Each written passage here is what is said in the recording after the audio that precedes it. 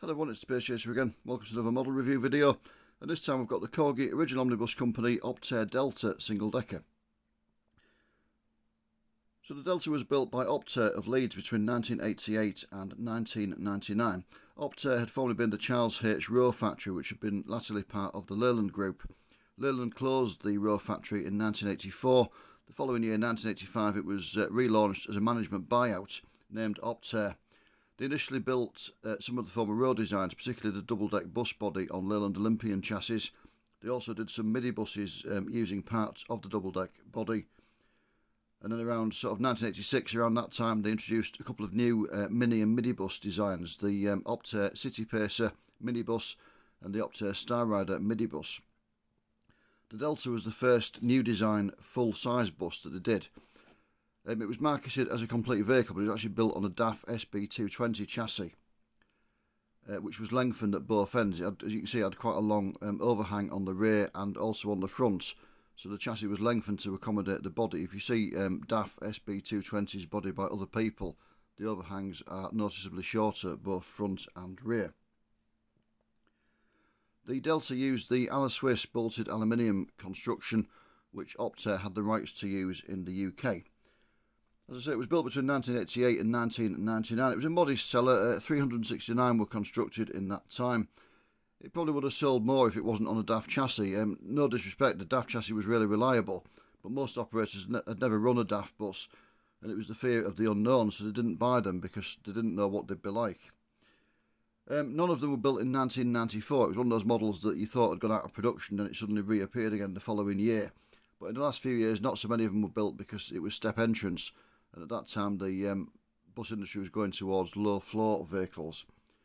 But the people who did buy it found it a very solid and reliable vehicle. The basic body design was offered on other chassis with different names. So it was the Optare Sigma on a Dennis Lance chassis. That looked very similar, but it had a slightly more upright front end. And then there was the Optare Prisma on the Mercedes 405 chassis. That retained the Mercedes front end, so the rest of the body was the same, but the front end was completely different. The Corgi model was launched in November 1996, and between then and August 2003 there were 15 releases, so it wasn't the most prolific of models ever released. And we've got catalogue number 42903, released in February 1997. 4,600 of them were produced, and it's the Blackpool Transport vehicle, representing vehicle 129, registration K129 UFV. So what I'll do is I'll take it out of the box, we'll go through the history of the rail vehicle quickly enough, and then we'll have the all-important look round, and then we'll talk about price if you want to add a Delta to your collection. As ever with Corgi OOC models, this one's screwed to the base, as you can see. I'm just going to undo the screws, and then like I say, we'll have a look at it. And there it is. It's a curious model. As we'll see when we do the look round, it manages to look like an Optare Delta whilst also looking nothing like one. It's a little bit like a dystopian version of one that you get in a dream kind of thing, where it doesn't quite make sense, but we'll go through that and the reasons why when I do the look round. So as I said, this one represents vehicle K129 UFV, Blackpool Transport fleet number 129. It was delivered in February of 1993. It was the third of a batch of 4, which were the last Deltas that Blackpool bought new. They bought 28 altogether, numbered 101 to 130. But there wasn't a 111 or a 121 because they couldn't get matching registration numbers for those fleet numbers. So they had 28 of them. They added 3 in 1994, 3 second-hand ones when they bought Filed Borough Transport. They had 3 of them. So they added those and eventually operated 31. So 129, as I said, new in February 1993. It was new in the traditional green roof livery. So it was like this, but it had a green roof. It was painted in this sort of brighter 1990s livery with more cream.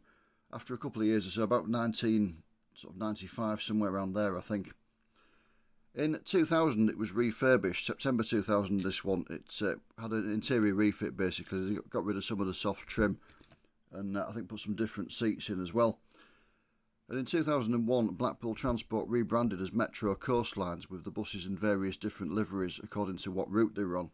129 initially went into line 7 livery, but after a short while it went into line 11, the turquoise and yellow livery for the long 11, which I think was Cleveland's through to St Anne's Square, if I remember rightly.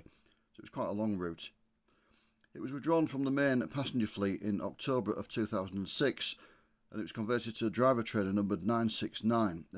Among the modifications it had was anti-lock brakes were fitted to assist it in the driver training role. It worked as a driver trainer for just under 9 years. It was May 2015 it was withdrawn, and sadly after quite a long career with Blackpool it was towed away for scrap. It was scrapped by Parton of Carlton later on in 2015. So we'll have a look around it. We'll address the elephant in the room first of all, because I know you're probably screaming at your device by now. Many of the model manufacturers made silly mistakes from time to time, and one that Corgi have made on this one, as you can see, is it's got a yellow front registration plate, which is also far too small, incidentally, but yeah, it's a yellow one.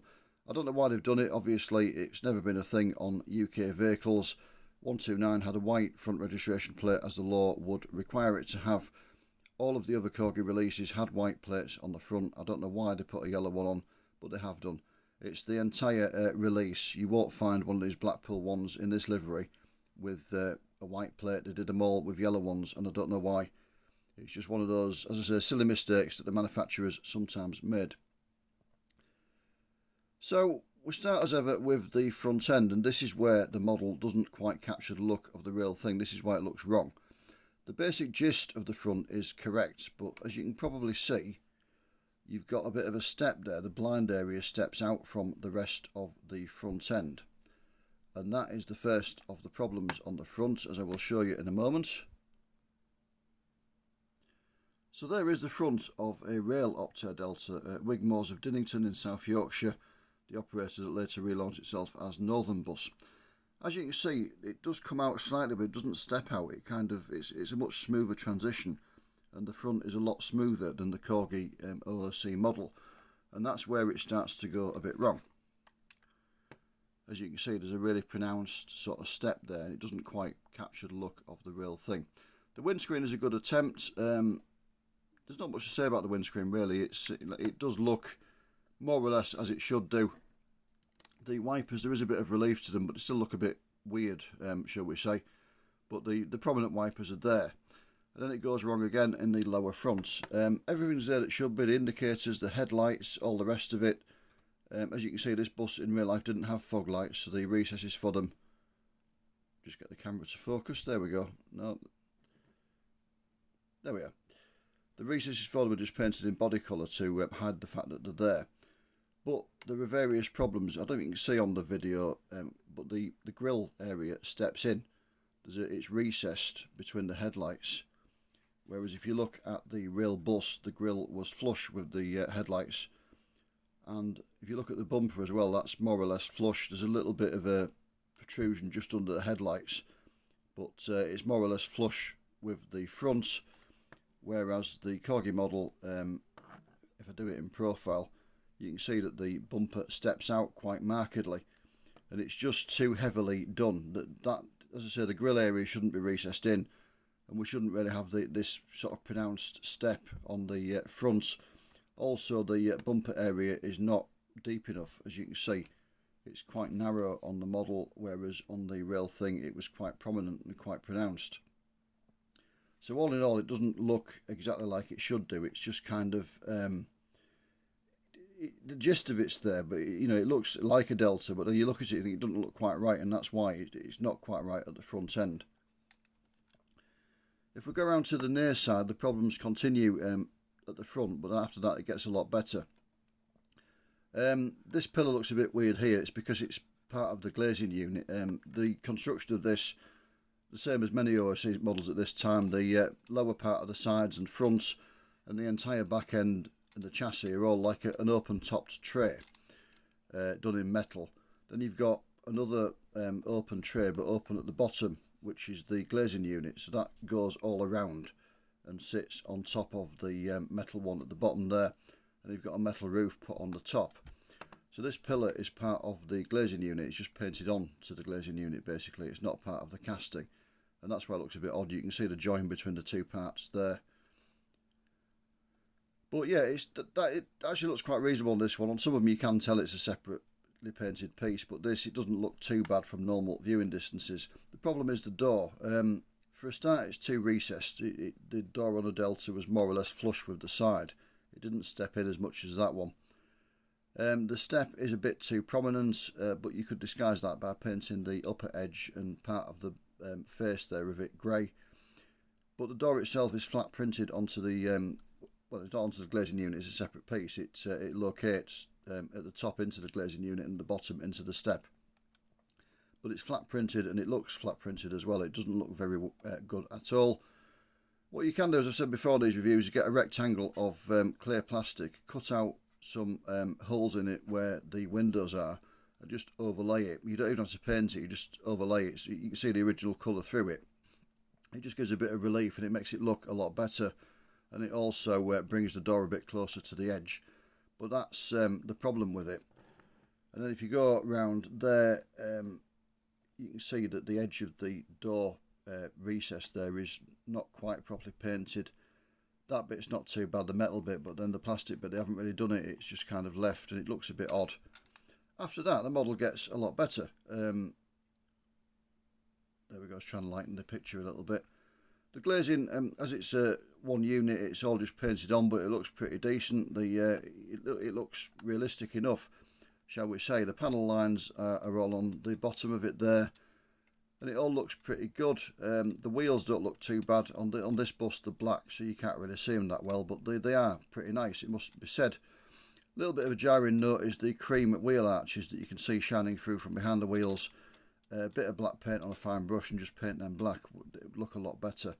And similarly, this I believe kind of mudguard assembly here in cream, we'll come to the chassis in a minute, but that could do with painting black just to tone it down so you haven't got these cream prongs sticking out from underneath.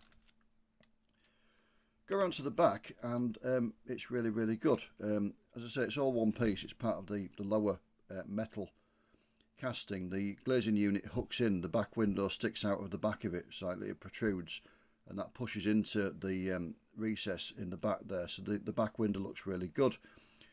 You've got these details here which were moulded recesses on the rail buses, but they're printed on so they can do different variations. Not all of the Deltas in real life had a back blind, all Blackpools did, but a lot of operators didn't specify it, so these mouldings would have gone straight across, and the printing it on just allows Corgi to just do the different variations, either full width or with the blind in like that.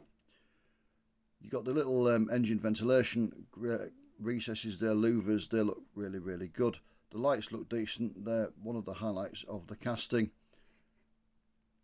The back plate is too small, the back registration plate, just a decor thing on this one. A lot of them, the other releases are pretty good. The Blackpool one, again, it's far too small, although it is at least the right colour on the back. And you've got the DAF badge there. The little repeater lights. You can see a bit of the chassis shining up from underneath as well, which is a bit of a problem. A little touch of green paint on that bit would go down well just to hide it so you can't see it. And the cream exhaust is a bit of an issue as well. Again, a little bit of a dab of black paint on that just to tone it down. That would be really, really good. Around to the offside, again it looks decent. It's the emergency exit, obviously it's partly on the glazing unit and partly moulded onto the metal bit at the bottom, but they've lined it up well. It looks really, really good. And again, the overall impression of it is pretty good. All the panel lines moulded in, the fuel filler there, and the windows look nice. The roof cove panels look decent. There's a bit of relief to the indicator there, that's part of the casting. And yeah, it all looks reasonably good. There's a little bit of overpaint there where they've painted the pillar on the glazing unit. It's splattered the side of the windscreen there a little bit, but you can't really see it that much. It's not too bad at all. The roof pretty good. I mean, quite simple on this bus, but it's got the sort of recesses down there, the moulded recesses which it should have, and the one across there, and then this little air conditioning heating unit that was on the back of the roof looks really decent. It looks like it should do. If we go on to the chassis, Corgi OOC models at this era were not very subtle in the chassis detail. As you can see, it looks like it's been carved by hand rather than actually cast. Got visions of a load of workers sitting in a factory in China with a hammer and chisel and just chipping away at a block of solid metal. That said, everything's there that should be really. You've got the chassis members, you've got the various pipe runs and cable runs, got different bits and pieces of tanks, fuel tanks, air tanks, bits of the suspension. You've got the underside of the engine, parts of the exhaust system, and this, that, and the other. So it looks pretty decent. Everything's there that should be. It's just very, very heavily cast in, and it is in this bright cream colour, which, as we've seen when we've done the look round of the body, does sort of show from underneath. You can see, you know, part of it on the front there. You can see this bit sticking down at the back. You can see part of it there as well. And it would benefit from being toned down, just painted in a more neutral colour, like black, for example, just to tone it all down. Maybe pick out the tanks in different colours and things. But yeah, it could do to be toned down. This is why I was mentioning it in my reviews. I know I keep going on about it on models where the chassis is painted in a light colour. But you can see it even from normal viewing. You know, when you're looking at it, you can see parts of the chassis shining at you, and it does detract from the appearance slightly. Let's move to the interior. It's pretty good. There's quite a lot of moulded detail. It's all done in one colour, which in this case is grey, which would be about right, I think, for this bus when it was in this livery. I believe they had graffiti seats, which were popular in the 90s. In other words, it was a grey base maquette, but they had like a graffiti pattern on them. But yeah, it looks pretty good. As I said, the detail's quite nice, the high back seats and things. There's quite a bit of detail moulded into it. If you could be bothered to set the bus apart to paint it, it would probably benefit slightly, but not much, because most things on the interiors of this era were grey. The seats themselves were grey, as I say, with a graffiti pattern. The backs of the seats were grey. The sides were grey.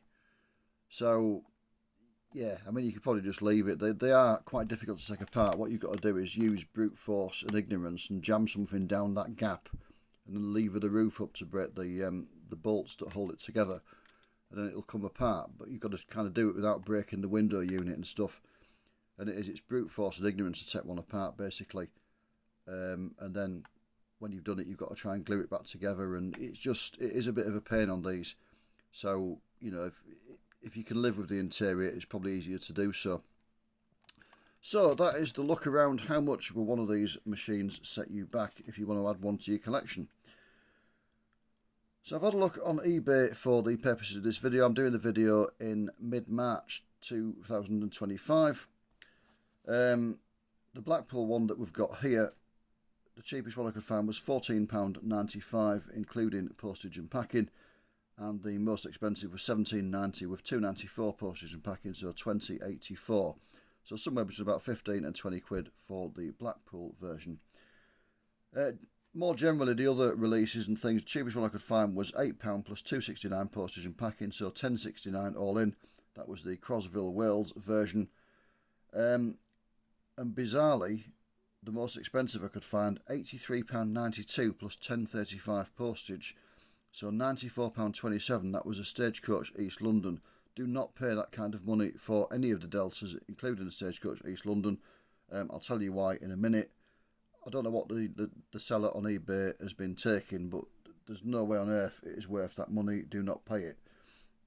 The second most expensive one I could find, which was a bit more of a normal level for the more expensive prices you might pay, was £47.93, including postage and packing.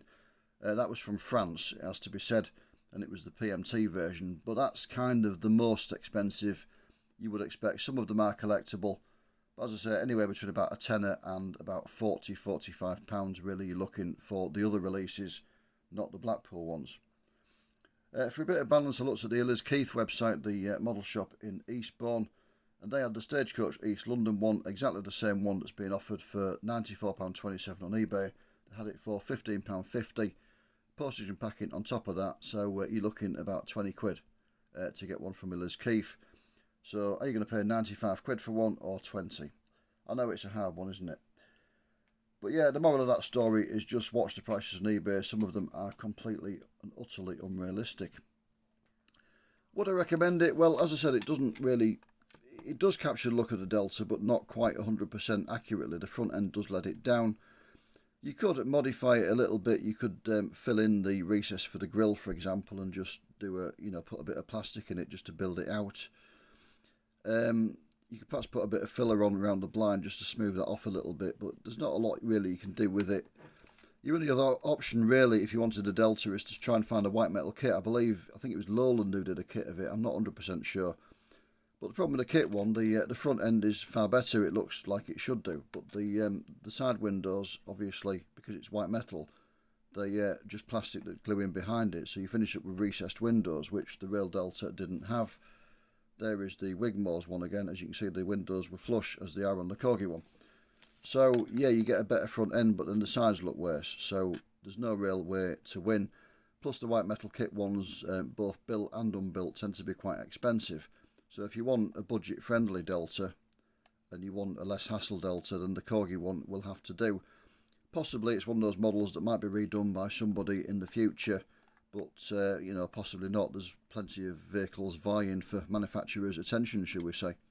So, yeah, if you do want a Delta, it probably is your best option. To be honest, for price and just ease and convenience. So that's it for this one. If you have enjoyed it, please hit the like button. I know people don't like YouTubers saying that, but as I said before, I don't make any money from YouTube, and neither do I have a friend who's got a model shop. I actually have to buy the buses myself to review. I don't get them on loan from anywhere. I buy them with my own money, so it does cost me quite a bit to make the videos. And it is nice if people watch them. So if you hit the like button, it just increases it on the algorithm for YouTube. And it means more people can find it and watch it. And it is nice when people watch it, as I say, when you've paid money out for the models and things to review. So thank you very much for watching. As always, take care of yourselves, and I will see you again soon. Bye for now.